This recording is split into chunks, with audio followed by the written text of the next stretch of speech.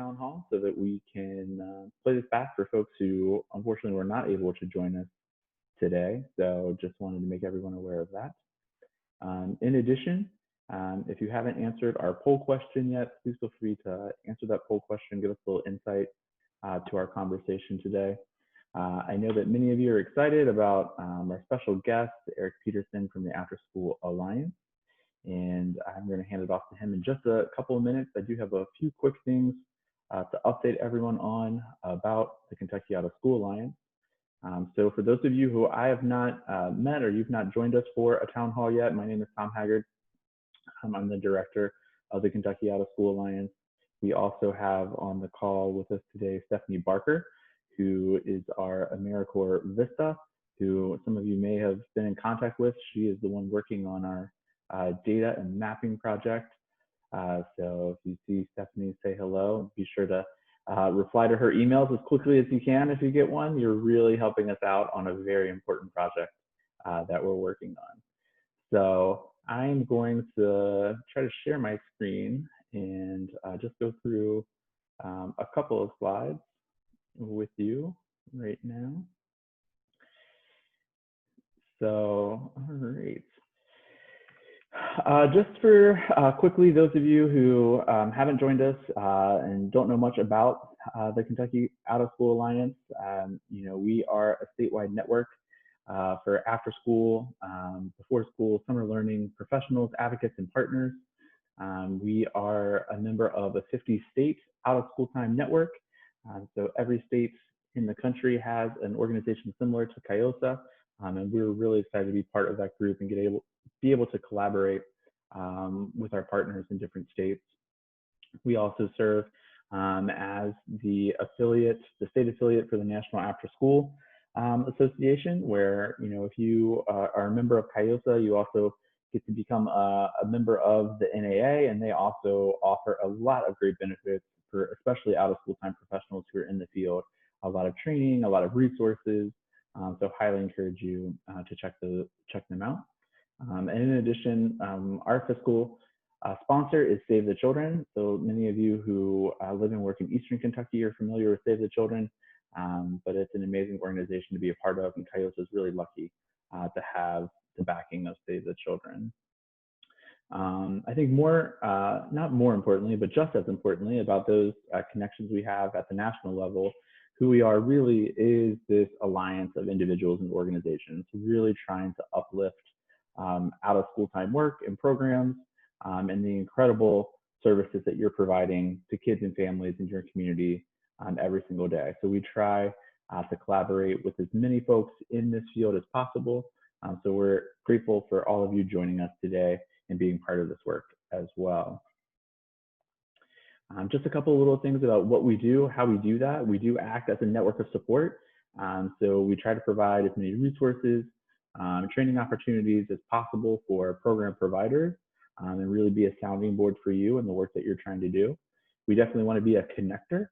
So not only connecting providers for training and resources, but also trying to connect providers to each other. Maybe you're going through similar situations and maybe a tough time, and so we'd like to connect you with other folks either in your community or elsewhere in the state who've experienced that same issue. And we also definitely want to be sure to be connecting program providers with other agencies and kind of institutional resources that are in your community or at the state level that can help you do your job.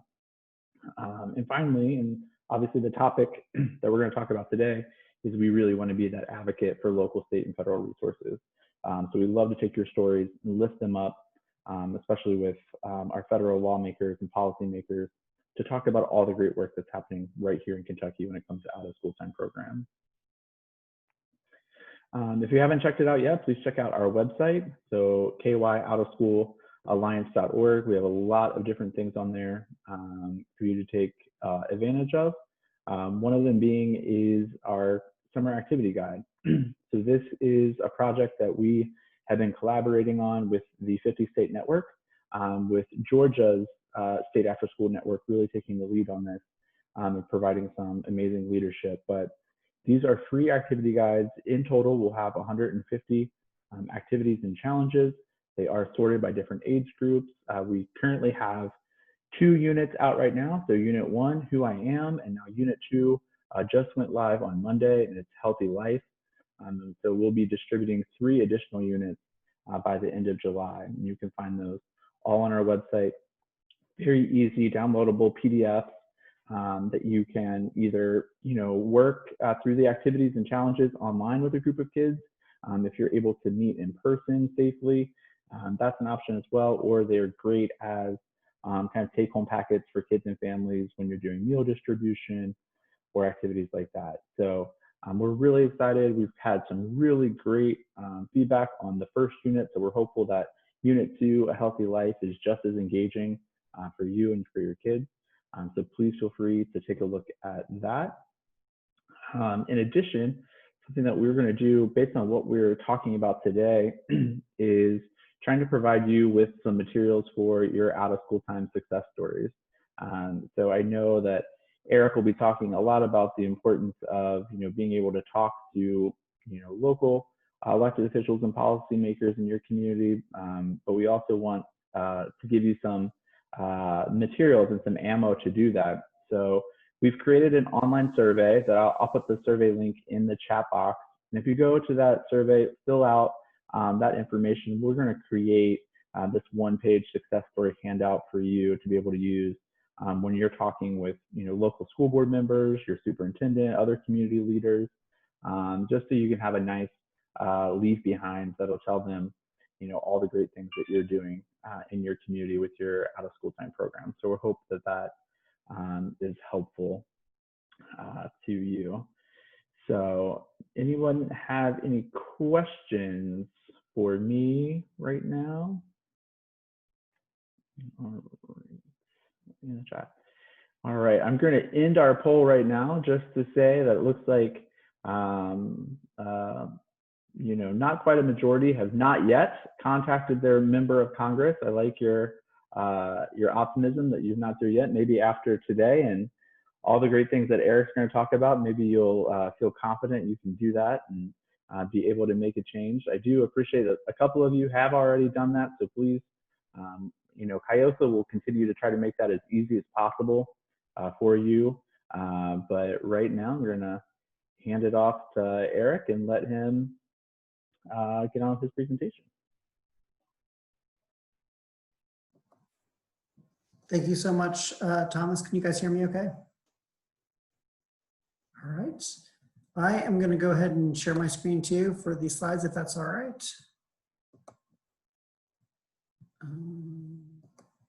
Go. And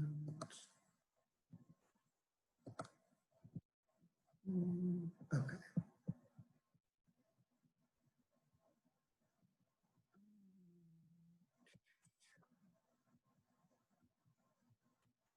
I think that works.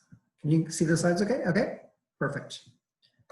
All right, so again, thank you so much for the introductions, and thank you really for the invitation. I'm super excited to talk to you all. One of my favorite things is getting out the field, and now getting out to the field virtually, talking with programs and folks at the state level as well about everything that you're doing to serve kids, huge in these super challenging times. Sounds like a cliche to say that, but huge kudos to everything that you all are doing. Those that have been doing virtual programming this spring, that have been hybrid, virtual and in-person this summer, and virtual this summer as well, doing staff professional development and all helping deliver meals, all the amazing activities and tasks that we know you all are doing. Just hats off to you. It's really difficult, hard work, and there's been some great successes. So also super excited to talk to Kentucky because I'm married to a native Kentuckian and UK grad, and so it's sort of an adopted home state for me, if I'm allowed to say that. So hopefully some of you know about the Afterschool Alliance, so have heard of us, where I work. Again, I'm the VP of policy there. Been there about, actually be 11 years next month. Afterschool Alliance is about 20 years old. We work as Thomas said, at the with 50 statewide after-school networks and support work at the state level We have about 27,000 programs in our database that we work with, not through membership, but just providing resources and tools.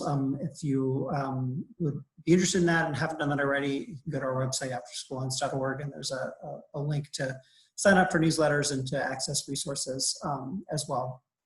One of the big things that we do that helps advance our mission of ensuring access to quality after school and summer learning programs for every student is the advocacy piece. And so that's what we're going to talk about a little bit today, advocacy, but really the policy side of things, and give you a quick update on what's going on, what has been going on the past couple months in DC with Congress in terms of support for after school, where there's federal funding that has come out of some of the response to COVID, and how that can be accessed, and then talk about sort of crystal ball looking to the future, what some of the conversations are now, where the chances and opportunities are to weigh in. So less talking, although I'm happy to answer questions and get to more detail on sort of the nuts and bolts of a call with staff, but happy to talk that through as well in terms of the how, more on the what and why today.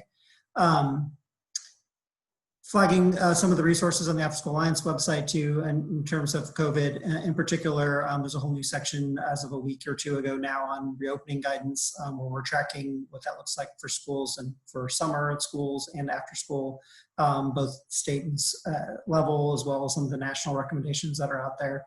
And also, if you go to that main page, you'll see advocacy and policy section, where a lot of what I'm going to talk about, you can learn more about. There's more detail on some of the funding opportunities, but also on the resources that can help you make the case to local leaders and state leaders about why some of the flexible funding that's out there can be used for after school and summer. So let's get started with sort of the federal policy retrospective. Quick timeline. So if you flash back to early March, before all the major sports teams suspended play, before the first school closure happened, before March 13th, when the president declared a national emergency on COVID-19. All the way back then, actually, Congress passed the first bill in response to really coronavirus preparedness, but also response. That doesn't get a lot of attention, but it was important in that it provides some needed resources at the time in early March for Health and Human Services, CDC. It also had international assistance support, because if you recall back then, a lot of us were hearing about what was going on in China and Italy and other parts of the world, and so it included that as well. The second bill actually came about the day, it was signed into law the day that Afterschool Alliance had our After School for All Challenge, which was supposed to be our big in-person day on the Hill, making the case for support for 21st Century Community Learning Centers and for some of the other support, Childcare Development Block Grant, other supports for after school. That event became virtual at the last minute. It was part of the NAA conference, which also became virtual, of course. But while that was going on, Congress was also engaged. We ended up switching that day to talk a lot about the needs of the after-school field and the summer learning field for going into the pandemic and the response. By that point, schools, most parts of the country are already closed for the duration. So HR 6201 passed then. It had a big focus on testing.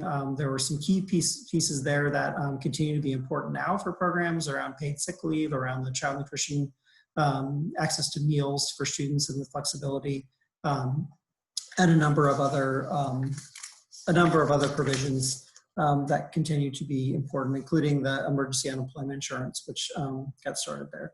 Third bill is the CARES Act. That's mostly what we talk about today in terms of the opportunities for funding. That was signed into law late March and included, that was the bill that had the authorized individual payments to individuals as well. It had a lot of corporate and small business relief, but also nonprofit relief.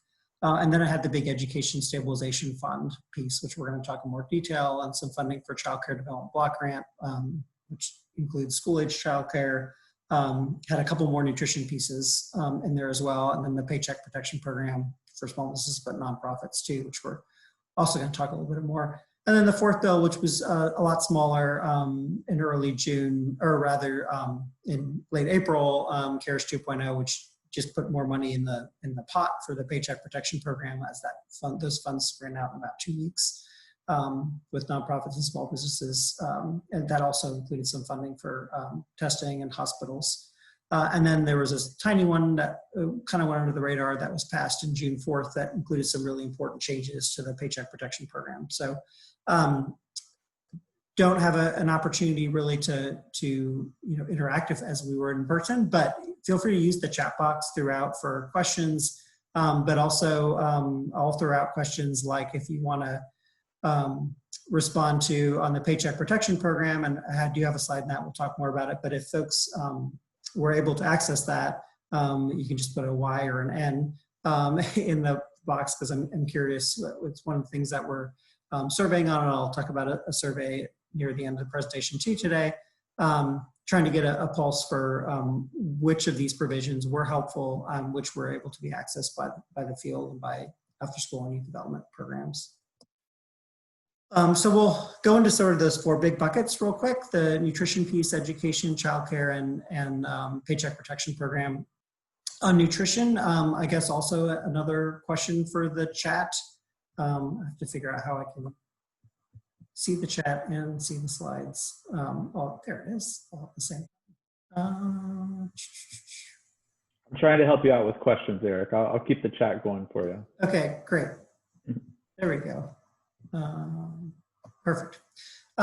So yeah, so the other question is on meals. How many folks were serving meals, either this past spring, or plan to do it this summer?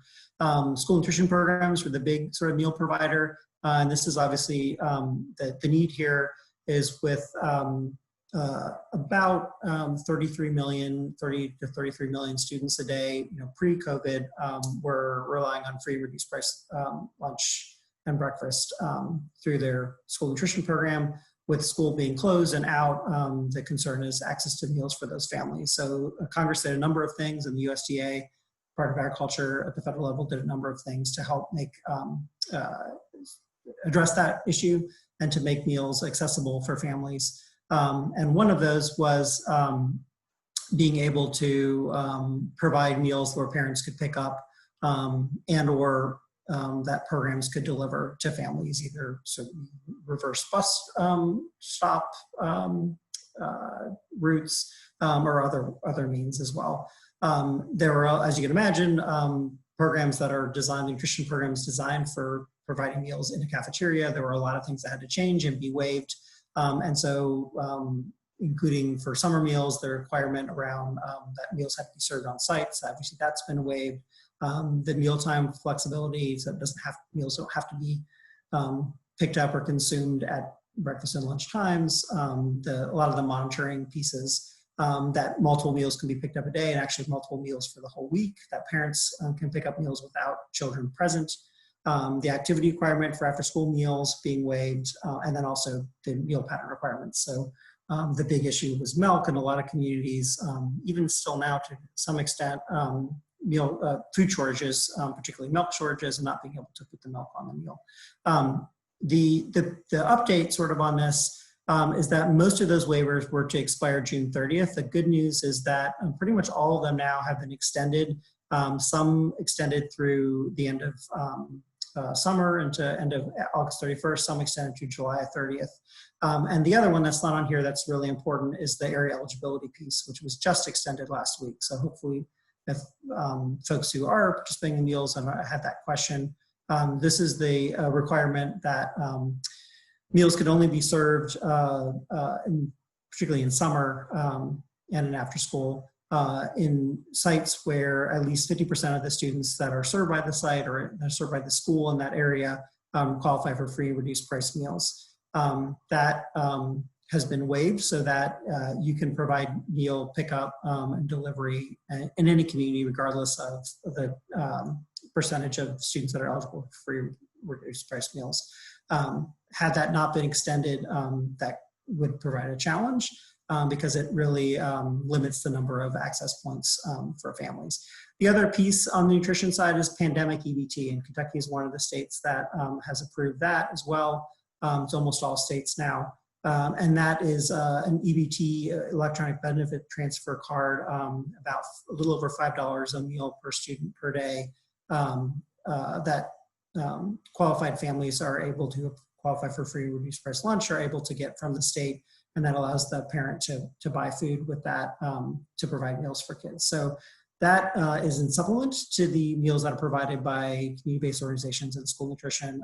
It's not either or. Families can choose to do either or, but they can also choose to access both, and that is perfectly allowable.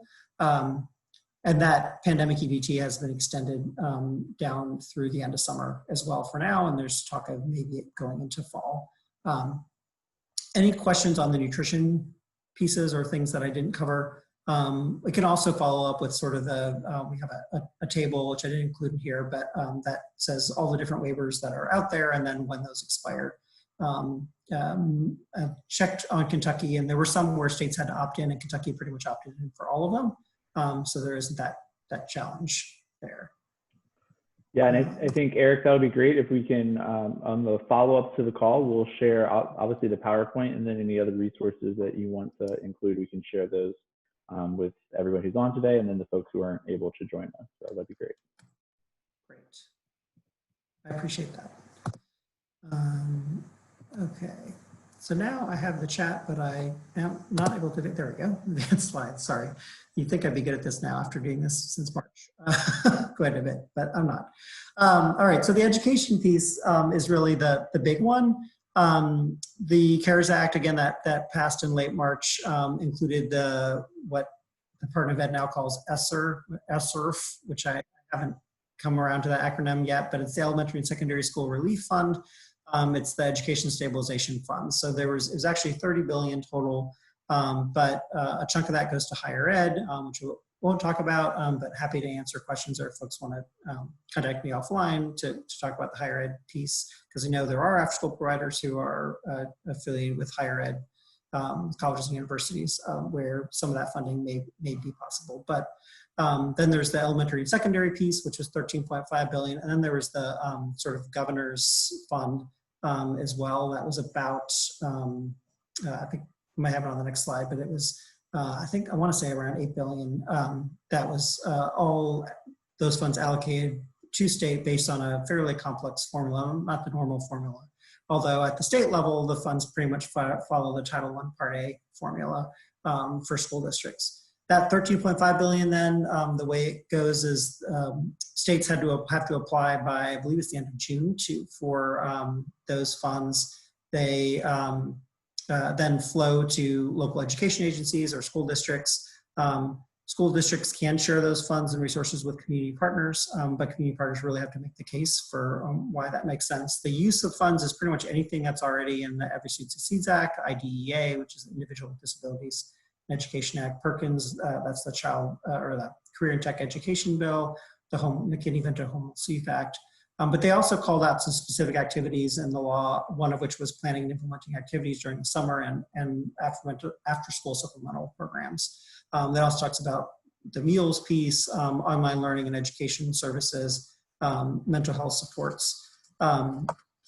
And school districts can, it specifically mentions, can continue to pay contractors and continue to pay staff using those funds. So the update sort of on where things stand with that,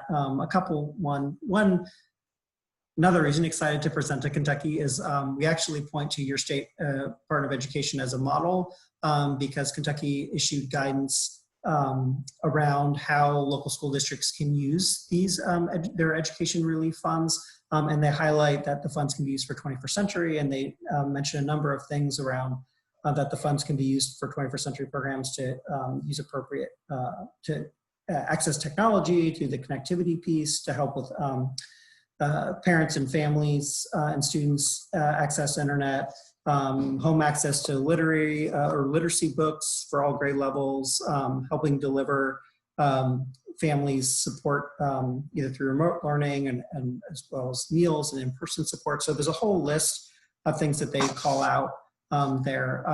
We use that as a model because we'd like other states to do that as well. A few states have, but A lot of states are, and this actually gets backed up by a survey that just came out this week, as a matter of fact, from a group in DC called Whiteboard Advisors that track a lot of this stuff. And it was a survey of superintendents and school districts. And that asked what they were using those districts that have gotten their funds already, which not every district has, and not every state has sent them out yet. But what they're using, whether or not they know their plan for spending those funds, and about 50% of superintendents said yes, they have a plan. 25% said they don't have a plan. 25% said they didn't know. And so, of those that had a plan, the vast majority of those funds were for things like online learning, hardware, hotspots, devices, and then second highest was sort of software, so educational services that go with the virtual learning piece, not surprising. And then the third was sanitation and cleaning supplies. Summer was 7% of districts surveyed said they're using it, and also 7% was social emotional learning and the mental health piece. So still some work to do on that. But again, is a potential federal funding source for after school and summer programs, after summer now and after school going into the fall. Those funds don't have to be spent until the end of September 2021. They, again, mainly for school districts. So school district running after school programs, that's probably an easier lift. If you're a community-based partner working with the school district, it's a little harder to make the case because the school district obviously is going to want to use those funds to support the district itself. But the case can be made that those funds should really support students. And if students and families are needing programming, enrichment, academic support, and that an out-of-school time provider can be a key partner for that, then the case can be made. And we've seen that in a number of places around the country successful. So going back to the COVID resources I mentioned, we have some template letters, some sample slides, a number of other fact sheets and materials that can be customized that can help make the case to local school districts, but also make the case at the state level to the SEA, although again, in Kentucky don't need to do that because they've been really good about their guidance. But make the case at the local level that these funds can be used for partners. Are we good on questions? I see it flashing. Yeah. Yeah, Ian asked, as a contractor, who would be the best contact for them to talk to about using some of this funding to make up for, lost revenue due to programming cuts? If it's a contractor with a school district, it would be sort of their contact at the school district who's contracted with them. So presumably someone at the district level, could be school level too, but presumably at the district level would reach out to them to have that discussion. If it's a private or a nonprofit, a community partner that is contracting or that you're contracting with us, a nonprofit, probably the education funds aren't the right fit. We'll talk about the Paycheck Protection Program, which may make more sense in that case, or even depending on the age of students, Childcare Development Block Grant. Would it be okay if answer your question, Ian? Yep. Yeah, would it be okay if I asked that specifically? So for example, we do a lot of after school programming in various areas around Greater Cincinnati and Northern Kentucky, and a great deal of programming was canceled at all these various places. We work with, I guess this spring we were probably working with about 65 schools, somewhere around there, and that adds up big time. So, and it's every client's different. Some clients were able to use some of the funds that we would have been paid from lost programming for some virtual programming that we do, or some online classes or on-demand activities type of thing. But a lot of them haven't, and it's caused a lot of strain to the business. A lot of times it's a third party that contracts us for 21st century, such as the YMCA or a private organization for that district. How would they know how to access that money to be able to paid for that lost programming? Yeah, it's a good question. I mean, I think one would hope that they were aware of the possibilities of accessing the funds, but you know, that's one of the reasons why we developed a whole suite of resources that really call out where in the legislation the funding is able to be used for these things and sort of make the case for it, because it is really, the onus is on the you know, on the program or the contractor to make the case, to make sure they're aware that the funding can be used for it. Doesn't mean that they will, because again, they can use it for other things as well. Essentially, sorry, I didn't mean to cut you off. No, it's okay. No, yeah. I mean, I will say one other way that we're trying to get the word out is through a partnership at the national level, but also at the state level with organizations associations that those entities belong to. So like, for instance, for elementary school principals, who often are the contact for a provider, an after-school provider for their school. So working with the National Association of Elementary School Principals, and then through them, their affiliates at the state level, again, to call out these opportunities. Certainly not an easy thing to do. I think on the contractor piece with school districts, again, I think this is a good fit. I think for your example of with the YMCAs or other community-based organizations, probably a lot harder to fit in with the education funding. But the CCDBG funding or probably the Paycheck Protection Program, which we'll talk about in a second, if that hasn't already been something that for instance, the Y has pursued, or contracting companies themselves now can pursue those, or you know, consultants can pursue those funds too.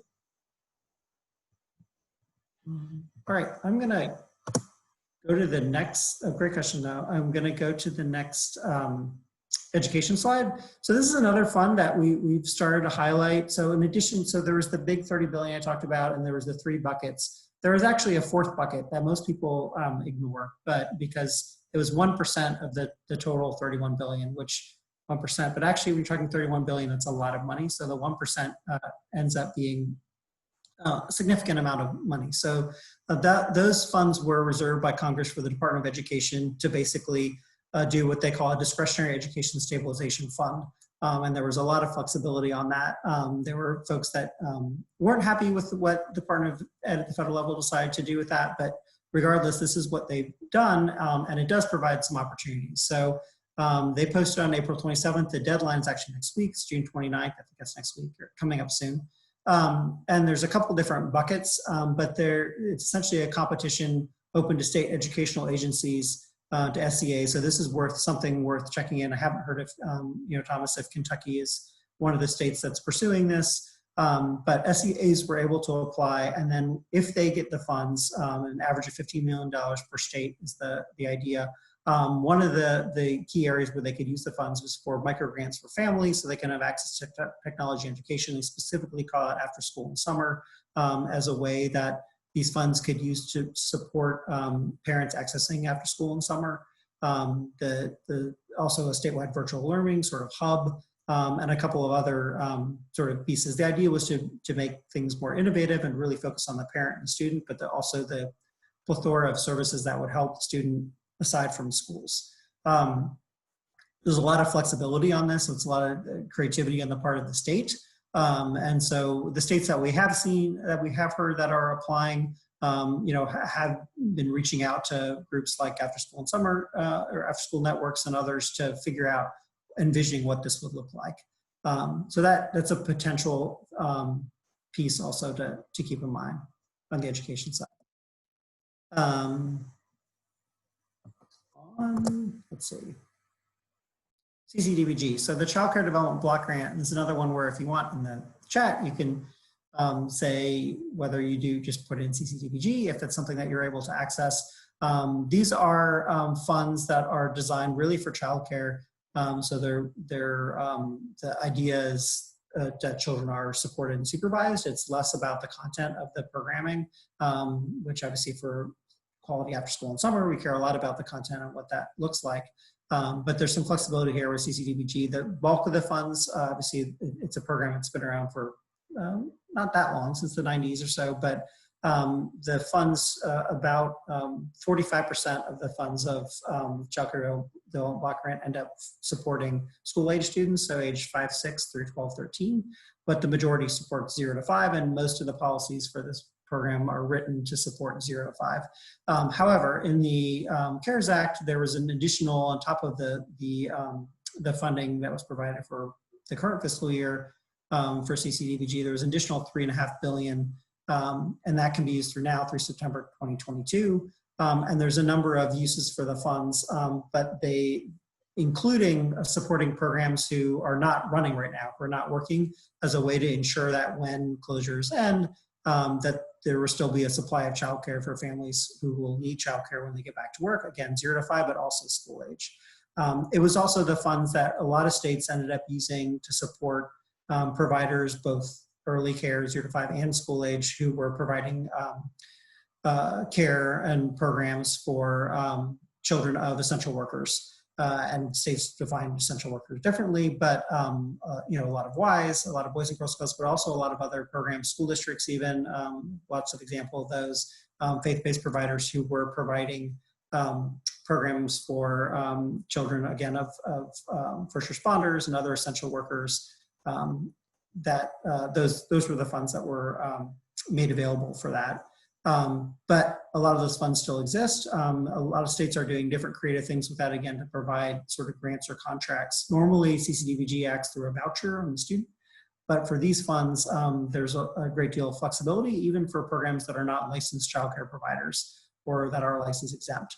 A lot of state flexibility here too, so different states do different things around that license exempt piece. But certainly worth having a conversation, if you haven't already, with your with the state agency around that as a piece of potential funding to support programs, especially going into the fall.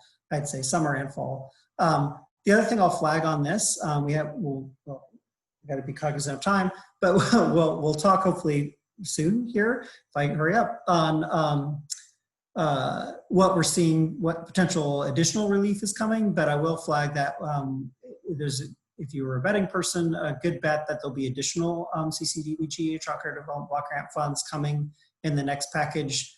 There's legislation in Congress, a couple of different bills, but one that would do $50 billion, which is a significant amount of money for a Childcare Development Block Grant. There's another that would do $25 billion, which is not a bill, but a bipartisan letter of support. And then the HEROES Act, which we'll talk about in a second, which is partisan, only passed the House and it won't go anywhere in the Senate, but that had $7 billion. So it's unclear what the amount will be, but probably there'll be additional CCDBG funds coming. So that's something, if you've looked at it in the past and had some challenges, it's worth looking at again.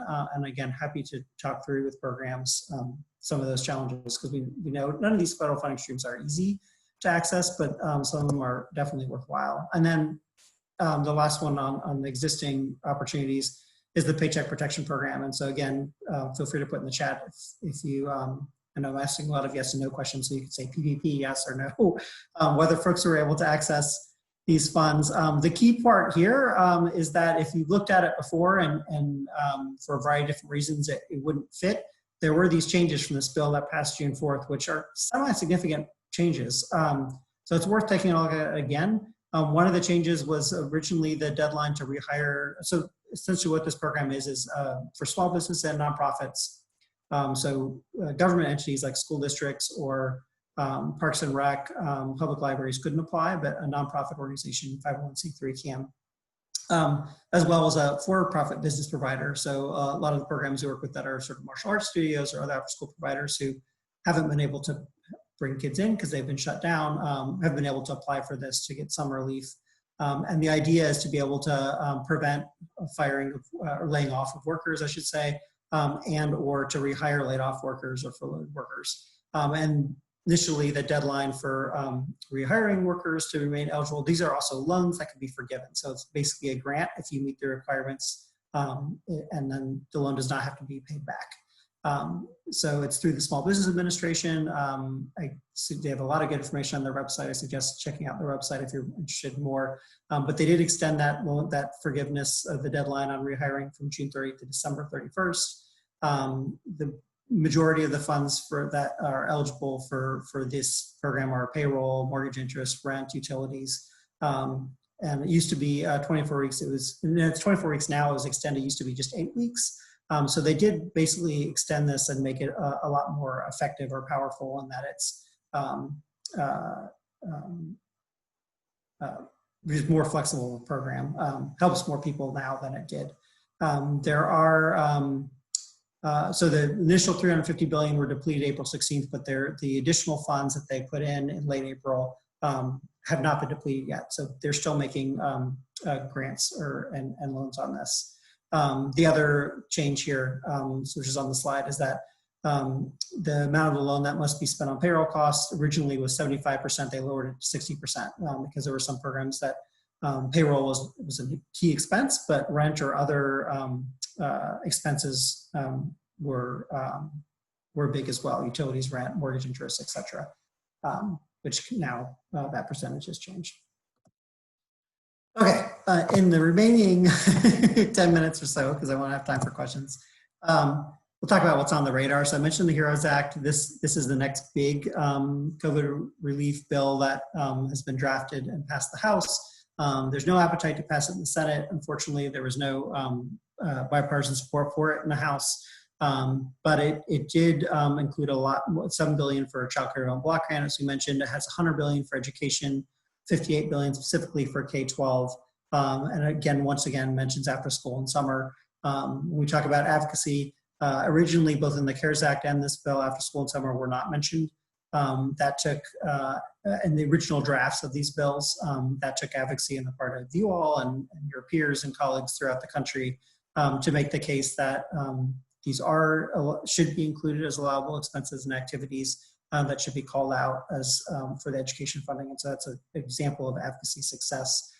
If voices hadn't been raised, that language wouldn't have been in there. And knowing that it's still hard to access, and that from the survey, at least right now, of the folks that responded, 7%, only 7% were using for summer. But you don't have the language in there, that's 0%, most likely.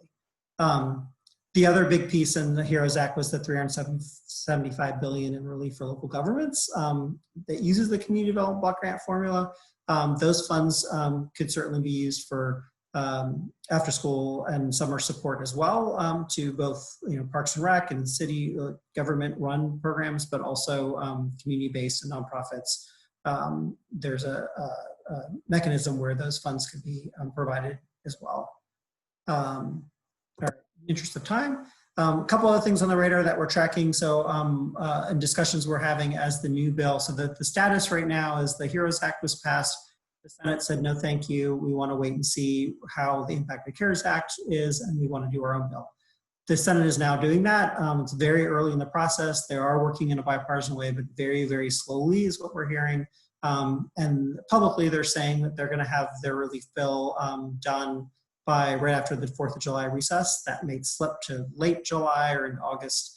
Technically, they're supposed to be out. Congress is supposed to be out August and September and go on to campaigning for the election. So short window of time, but one of the things that's happening now in the Senate is folks are introducing what we call marker bills or things that they want included in that package. One of those is the Work Now bill, which Work Now Act, which is an acronym. It's all are. It's $50 billion for nonprofit organizations. It's a new program administered by the Treasury Department on top of the PPP. So it'd be separate from that. Funds for state, local, and then also national nonprofits that can pass down to their locals. So like think of a Boys and Girls Club or a Y could apply for funds and then have their local affiliates receive those funds. Out of school time and youth service providers are a priority area in the criteria, but it's other nonprofits as well. So it's not nonprofits like colleges and universities, it's nonprofits that are sort of human service agency or social service agencies. So think food banks, food pantries, homeless shelters, domestic violence shelters, but also after school and youth serving providers. Right now, this bill is not bipartisan. We're working hard to make it bipartisan and to get it included in the final Senate bill. Childcare, I mentioned, there's a couple of, there's a bicameral bill, though not bipartisan, for the $50 billion for childcare. There is the bipartisan letter in the Senate for $25 billion. And then I also want to flag the CORE Act, I know a number of you all, including Thomas and the network, have a VISTA, but a lot of programs at the local level use AmeriCorps VISTA to supplement and to work with staff and to work with students. There's an exciting bill that was dropped just this week, very strong bipartisan bill. Would love to have seen Senator McConnell or Senator Paul on this, but there were a lot of Republican names, as you can see from that list, as well as Democrats. And this would essentially double the number of AmeriCorps positions available. It also increases the living allowance for AmeriCorps and VISTA. It also increases the education award. If you know how AmeriCorps works, after your term of service of 1 year, there's an education award that can be applied to student loan debt or for future college work, or as a cash award for a smaller amount. And this increases the value of all of those, at least temporarily, with hopes to make that permanent. It does prioritize education programs. It does talk about tutoring and mentoring. So, academics, the tutoring and mentoring with sort of social emotional supports that, of course, no after school and summer programs do both. So another one to look at. Finally, sort of on making the case, none of this happens, as I mentioned, with the after school and summer being included in the education stabilization language. None of this happens without members of Congress hearing from you all. And so we do have a plug there on the action alert. You don't have to, it's not necessarily lobbying if you're just sharing your story. So you can customize any language on there and just talk about, this is what what's happening for us now. These are our challenges. This is the good things that we could do and the opportunities that we could do if we had support. If you don't mention specific legislation or specific asks like that, then it's really just advocacy. But if you're able to lobby, and we can talk about the difference between those two and make an ask for things like increased funding for 21st Century Community Learning Centers or increasing funding for Childcare Development Block Grant, those are welcome as well. And members want to hear what is useful for their constituents and what kinds of support is needed and is effective, and also the shortfalls. So people really want to hear in Capitol Hill, okay, we did this multi-billion-dollar CARES Act back in March.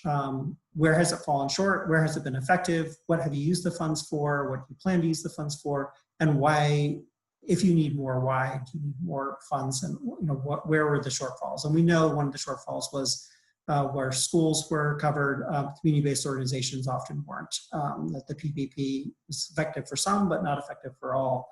And so that's a key area that was left out that needs to be addressed in the next bill. And then the state and local advocacy here, obviously we talked about making a point to school districts, particularly with reopening. There's a huge opportunity here for after school programs, whether virtual or in person or hybrid, as schools reopen, to be able to partner. And if schools are talking about shift learning where students are in the morning and the afternoon, then the time when the students who are not with teachers, rather than being virtual or home, they could be in an after school program. And those key partnerships and resource sharing and conversations are critical. We're seeing great examples. There's one in Missouri where for a summer program, the students are with teachers. Half the students are with teachers in the morning, the other half doing academics, the other half are doing enrichment and activities with the 21st Century Community Learning Center after school provider. And then in the afternoon, they swap the kids and the staff. So they're with each other. We're also hearing, as I'm sure you all are too, some schools don't want to open their programs that normally an after school program would go in and use the school space, and school districts are concerned and worried about that, feel like those need to be shut down away from partners, and or in the afternoons they're going to be cleaning for the next school day. And so we're seeing some creative ways of making the case for why after school is so critical as a partner that should be let in, or using alternative space. Churches in Lincoln, Nebraska, the school district shut summer programs out of their school facilities, but they're using churches and community centers and still able to provide programming in person and virtual. So we know that you all are super creative and coming up with these examples, and we'd love to hear from you all and be able to share what everyone is doing. And to that point, here's a link here at the bottom for a survey, both to make the case to share examples with you all and at state level and local level, but also to make the case to funders and policymakers about what's going on and what the needs are. We have a national survey in the field now through the end of the month. It takes about 10 minutes. There is like a thing where everyone that's entered in, there's going to be a drawing as an incentive, but really you should do it because the information helps make the case from an advocacy perspective, as well as helps share ideas and generates best practices for others to share. And finally, happy to jump to the chat and see questions, or people can unmute themselves and ask. And here's my contact information. Really email me. Twitter works too, but email is the best. Reach out, and if there are programs or things that I mentioned that I went over way too fast that you want more detail on, or if you're having specific challenges with one of these funding streams and or need advice on who to reach out to if from your congressional delegation, you have a really strong congressional delegation, I'm happy to help connect to you and or answer any questions that I can. That's what I do for a lot of my day, and love to hear from programs and folks where we can be helpful. Erik, we had a question from Stephanie, and you kind of touched on it a little bit, but trying to see, has there been discussion at the national level on how school-age childcare may be able to support youth and families during school hours, like right where schools figure out how to kind of go back in the fall? Yes, so it's a great question. It's been a topic of conversation, certainly at the national level. We had a conversation with my boss, Jody Grant, Executive Director of the Afterschool Alliance, with Randy Weingarten and policy folks from the American Federation of Teachers. We've also been talking about this with the Council of Chief State School Officers, who are sort of the head of SEAs, state education agencies. We were talking with the Chamber of Commerce about this today. I think part of this is going to be a policy question. So what you define is when school is in versus school is out. So some of these funding streams, like 21st Century, for instance, really are only supposed to be used when school is out. There's an exception on expanded school day, but really they're supposed to be used for when school is out. So if a school is saying we're going to be in session, 7.5 hours a day, 5 days a week, but for students, they're actually only going to be in 3 of those 5 days or 2 of those 5 days in the physical classroom, and the other time they're still going to be in school, but they're going to be in virtual school at home. But they're still counting that as in school. Allowing the flexibility for 21st Century Community Learning Center, for example, to be able to use their funds to serve students during those times. Because from a parent perspective, right, I'm a parent, many parents on the line today, that doesn't really help you if your student's home virtual, if you need to go to work, if you have to leave the house. So if an after-school program, 21st Century or otherwise, can work with those kids and support them in the virtual work, but also support them with engagement, social emotional supports, all the other things that we know after school does really well, positive youth development. But it's during the time when technically virtual school is still open. We need the Department of Ed to take a ruling on that and say, yes, that's okay. You can use those funds during that time. That hasn't happened yet. They know that they're working on it, and they're trying to figure that out. Yeah, to answer your question right now, online schooling is being considered. It's actually a state and local decision. Some state agencies, 21st Century departments have with the lack of direction from the federal level, have gone ahead and said, yes, that works for us, and they're doing that right now. They did that in the spring and allowed that. California is the biggest example. It's one of the largest 21st Century states in terms of the amount of funds that they get, and they were allowing that. And the department didn't make them stop. So we think the department is okay with it. They're just trying to figure out legal-wise, their lawyers are working on this to figure out how they can do it and still be consistent with the law, or if it requires a waiver or something else. But that's been a challenge, and it depends on the funding stream. So for CCDBG, it's okay. There's nothing that says a childcare center, school age after school program funded through Childcare Development Block Grant can't operate while school is technically online school in session. So that funding stream's okay. And obviously private funds or other funds can work. It's really just 21st century that has that definition that the funds really need to be in schools out. I don't know if that answered your question. Hopefully it did. All right. Well, I don't see any other questions unless somebody wants to unmute to ask a question. Anybody out there? Last call for questions. There was one that was sent to me privately around pandemic EBT in Kentucky ending June 30th. And I need to double check that, which I can't multitask and do that at the same time. I'm pretty sure that all pandemic EBT has been extended through, I want to say August 30th, but I need to double check that before I say that with different, and that's an easy thing to do. The Food Research and Action Center is really our partner on this. And I know it's on their site, as well as USDA's Food Nutrition Service. I just have to look at that, but I think that's the case. So if you send me an email, the person who sent that to me, I can't find it right now. I can get back to you and verify that, but I just need to check that to be 100% sure, but I'm almost positive. It's just hard to keep track of all these different programs, but I'm pretty sure that one has been. Yeah, and we'll double check on that as well and include that in our meeting recap, just so that folks are clear. So we can do that for sure. I know we're at time. Thanks again. And again, feel free to reach out to me by email. Hopefully this was helpful.